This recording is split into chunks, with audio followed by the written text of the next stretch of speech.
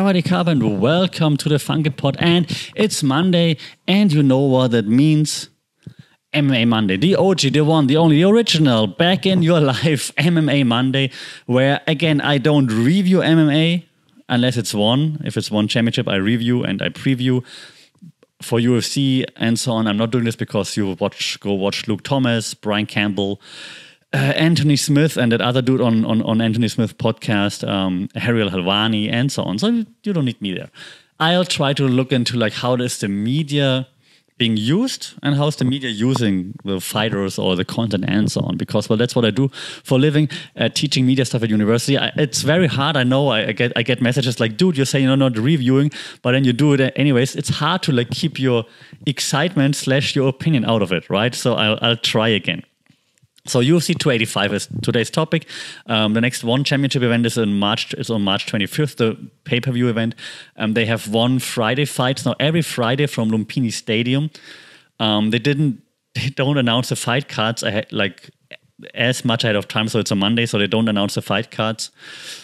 On a Monday, they announce them like the day before because it's every week, so they just, I assume, shuffling around. So I can't review much there. Go watch it. It's every Friday, Asian time, 7 p.m. or so here in Bangkok time. Go figure out what it's for you, but it's fantastic. It's great. And I'm not getting paid for one, and I'm very critical of one's business model very often. But the one Friday fights from Lumpini Stadium, the Madison Square Garden of the East, how they say like every 5 minutes in the broadcast, cut it down, guys, is fantastic. So go check this out. But now let's review UFC 285. How the media use it, not the fights, right? So let's review the media usage and how fighters use the media. Okay. Cool. First things first, those events are fantastic. The UFC knows how to put on pay-per-views. I've said it before, I say it again, pay-per-views like this, where they care, are fantastic. The packaging, the production, the walkouts, the intro videos, it's all awesome. If there's a fight night, they just don't give about it, and then it's just terrible. But pay-per-views are fantastic, so everything was awesome. Yeah, okay, no problem. Especially if it's from Las Vegas, where they know everything. They had their P's and Q's, A's and O's, and whatever, right? So they have it perfected there. So that was great. Okay, that's out of the picture now. Okay, let's talk about the fighters, the fights, and so on. So main event, as I said before, Jon Jones, Cyril Gane. Cyril Gane was like an afterthought, right? No one cared about Cyril Gane before. He wasn't in the media. He didn't do any interviews. He wasn't, like, not many interviews. Might be because he's French, but I mean, come on, you had Francis everywhere, even though he wasn't speaking English very well in the beginning. Now he speaks very well. So maybe Cyril should go a similar route and try to learn more English. Even though it's racist, but it's just the case of people care more, right? I mean, I'm not a native speaker, but I understand that if you speak English, more people will listen to you, especially if the UFC is based in the US. So didn't see much of Cyril Gane, not much of his story. In the embeddeds, they had a little bit of his story, but yeah, sure. That's about it, right? It was all about Jon Jones. We heard about, and Jon Jones was everywhere in the press conferences, on every podcast, on every interview station, whatever you want to call it. And he was like this good guy, Jon Jones, and he's like motivated and he respects it, but he's gonna make it look easy. So I like the trash talk there a little bit. So let's just talk right away about like how Jon Jones used the media and how the media used Jon Jones, right? The media was fully in on the Jon Jones hype train, great. And Jon Jones was like, I'm the good guy now, just train, eat, sleep, take your vitamins, train, kind of like thing. No one believes it. Actually, surprisingly, many people seem to believe it. I don't believe it. But that doesn't matter, right? The media was just happy to have Jon Jones back because they know Jon Jones equals... Hey, Snooze. For those who just listening, my cat just jumped on behind me and is throwing her balls, like some soft balls on it she likes to play with. I'm happy that you're on the camera now, Snooze. So anyways, the media was just happy to have Jon Jones because Jon Jones means clicks and views and so on, right? When you threw both balls down, good job. And Jon Jones seemed to be happy to be back also because everyone wanted to know about him, wanted to talk to him and so on. And then he didn't waste any time. He was like, I train, I respect everybody, blah, blah, and so on. But I'm gonna make it look easy. So he had like this little bit of trash talk in there, which was nice. Like he's like, hey, people say like Cyril is the best fighter or best stand-up fighter I've ever faced. I think Thiago Santos was much better. Like those little picks in between, like using the media to pick at Cyril Gane, to make Cyril Gane question himself, maybe even. And it worked to perfection, as you've seen, right? It was fantastic. Also, he had fun, or like not fun, but kind of embraced it a little, like people poking fun at his physique, because well, he's bigger now as a heavyweight. He doesn't look as jacked as he used to, and he rolled with it. He seemed like a bit bothered by it, but he did roll with it, right? So good on him. After the fight, after he made quick work of Cyril Gane, he said like, or he called out Stipe Miocic, right, and so on, which is fine. And he just kept using the media and was like all again like, yeah, thanks to Jesus, my savior, blah blah. Not offending any Christians, please. I used to be one too. Emphasis on used. But I don't believe that shtick. I would be surprised if we see John Jones versus Stipe Miocic during the International Fight Week, and nothing's going to happen to John Jones before. Also, and I feel terrible for saying it, but his fiance looks like his PR agent or something.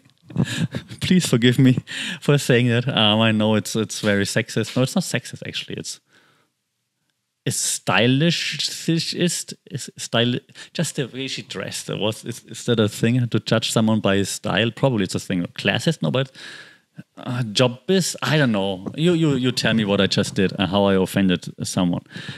Anyways, I just don't believe that he's like the super good guy now. He's gonna be like, I beat Cyril Gane in 2 minutes with, I know, maybe not coke this time, but whatever else he's doing. But nevertheless, the media happy about John Jones, so they're just pushing him everywhere. John Jones always on social media at least, so now he's actually actively back. So he's good at utilizing the media to his advantage as well, to always stay in the discussion, of course. Okay, let's move on.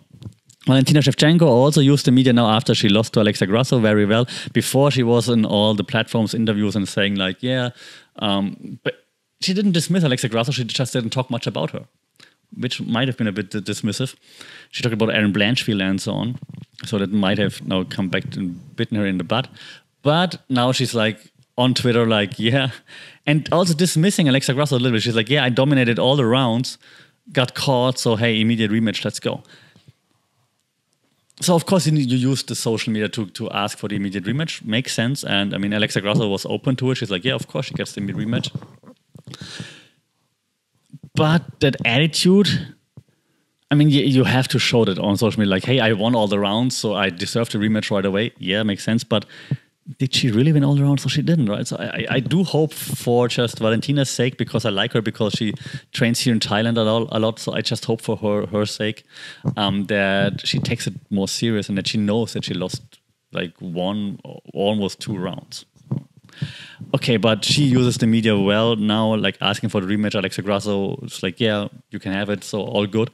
Alexa Grasso could be probably a bit more outspoken, but maybe all the Mexicans are a little bit less outspoken, which is nice because I'm an introvert, so I relate to that, like to Brandon Moreno, to Alexa Grasso, to be like a bit more soft-spoken, which I like. But maybe you're the champ now, Alexa, so maybe you can put Valentina in her place, like just a little bit, just to heat up that rivalry a little bit. Difficult word for non-native speaker, rivalry. If you think about how to write it, I just had it in my head, like, do you write it a rivalry? So that's why I slurred it a little bit. Sorry. Okay, let's move on. What else? Well, yeah, Shavkat, Jeff Neal. Jeff Neal was awesome. Shavkat was more awesome.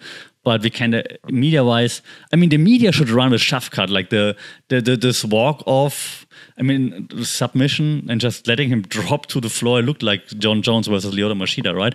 So that was pretty epic in terms of like how it looked like from a movie.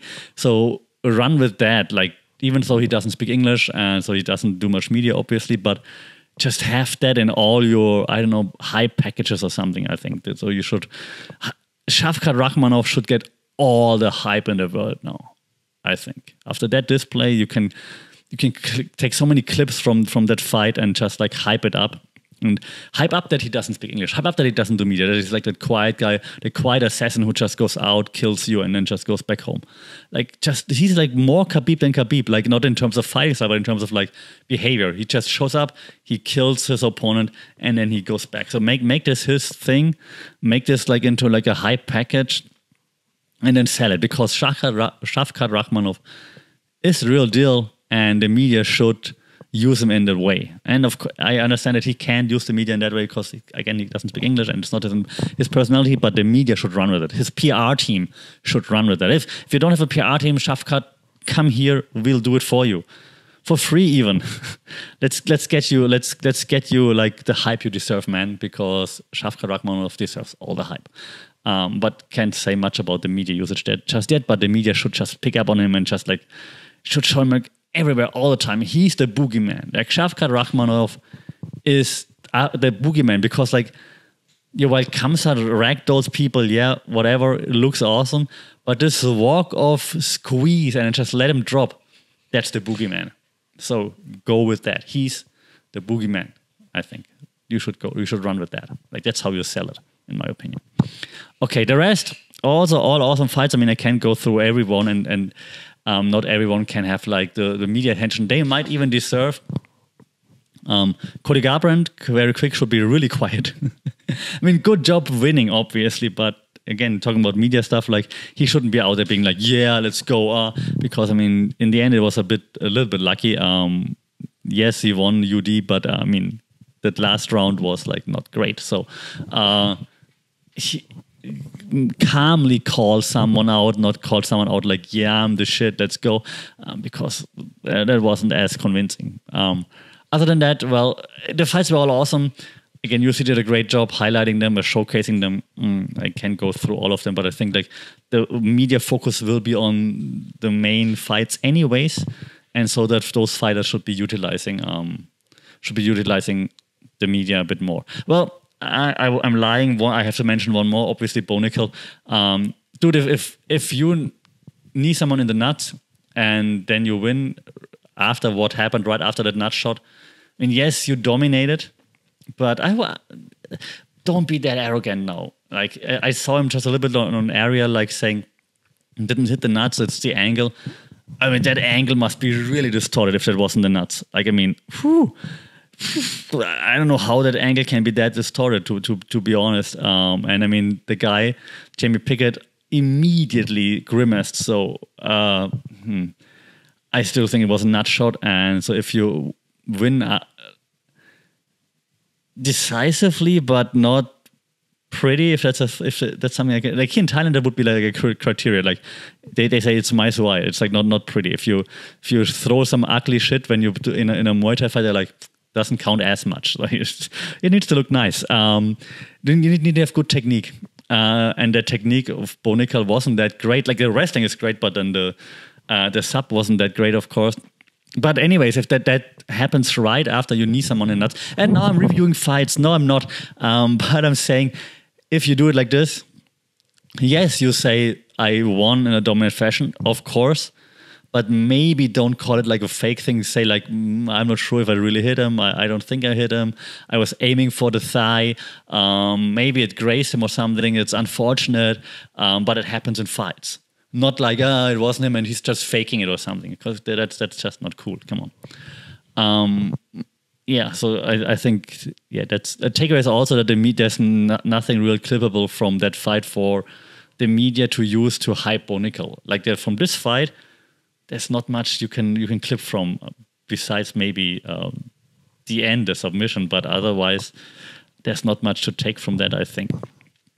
I think the hype train should be slowed down a little bit. You can't slow down too much because, I mean, now he beat Jamie Pickett, but like slow down a little bit and maybe I can push Shavkat and let Bonical like cook a little bit longer. That's my opinion. Okay, that's enough of like looking into like what they should do with their media presence, what they shouldn't be doing, what their media should be doing, I think. Anything that I forgot? No. Well, lastly, again, props to John Jones also for how he not only uses social media because we know he's a troll, But also like in the press conference, like a few dicks, not dicks, but like just mentioning, he's like, yeah, let's move on, blah, blah. Everyone makes some mistakes at times. Dana knows that. Nice. And I had like those little dicks in there. So he seems smart. He is smart. I just don't think he can keep it together. But so far so good. It looked very nice, very... Oh yeah, the last thing, the main part actually, what I want to criticize, this is the MMA media. I wanted to criticize the MMA media, not the fighters, the MMA media. Like whatever, MMA fighting, Ariel Helwani, Luke Thomas, all of those guys. And it was like Joe Rogan, right away, like, okay, that cements it. Jon Jones is the GOAT, the greatest of all times. Maybe, but I have a problem with that. Simply because in the same breath that you're saying, yeah, Jon Jones is the greatest of all time because he became a heavyweight champion right now, you're also saying, oh, DC can take off his headset and beat Cyril Gane right now. He just out-wrestles him. Yeah, so what's true right now? Does Cyril Gane suck like everyone makes it out to be? Or is Jon Jones the GOAT? You can't have it both ways. So yes, you can say Cyril Gane wasn't as good as we thought he was, and Jon Jones outclassed him, would clearly happen. But does that make you all automatically the GOAT? The pound-for-pound king now? Just because you have like one win over someone who's clearly not on your level? Wouldn't the GOAT beat more fighters that are close to his level so that he gets the GOAT status? Wouldn't the pound-for-pound king fight more, have to have more fights and win them before he's the pound-for-pound king? That's what you did 3 years ago, and then you didn't do anything in between. Does it still count? You're taking 3 years off, and then you're like, well, now there's an easy way, let's do that. Does that make you the GOAT? Does it make you the P4P, the pound-for-pound best fighter in the world? I don't know. And that's my issue with the MMA media. Yeah, he's the GOAT. He didn't do anything for 3 years. He has one win over someone who clearly effed up or who was no match. How does it make him the best fighter now? It's like, to speak to Luke Thomas, it's like, hey Luke, it's like if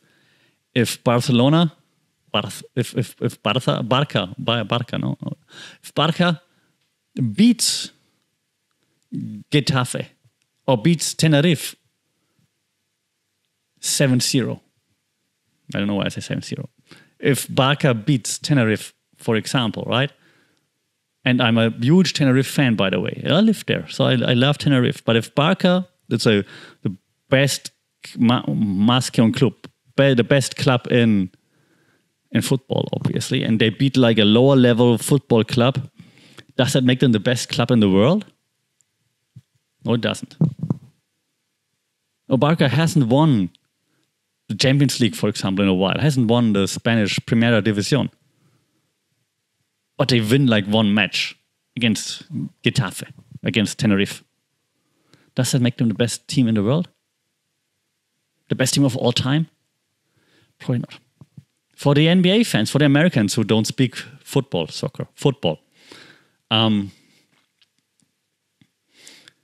if Ben Simmons, just imagine the Nets playing. It's a tight game. They play the Houston Rockets. It's a tight game for some reason. The ball, like the Rockets are attacking. They lose the ball. It's a loose ball. It somehow ends up in Ben Simmons' hands, and Ben Simmons actually makes the layup.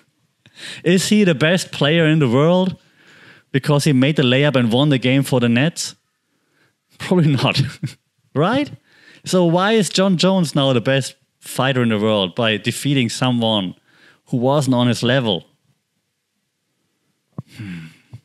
You tell me. Tell me at funkitpod on social media or funkitpod@gmail.com. Keep your hate comments polite, your Jon Jones writers. And I'm looking forward to hearing from all of you. Until then, stay safe, take care, keep your guard up. We talk soon. Saudi Cup.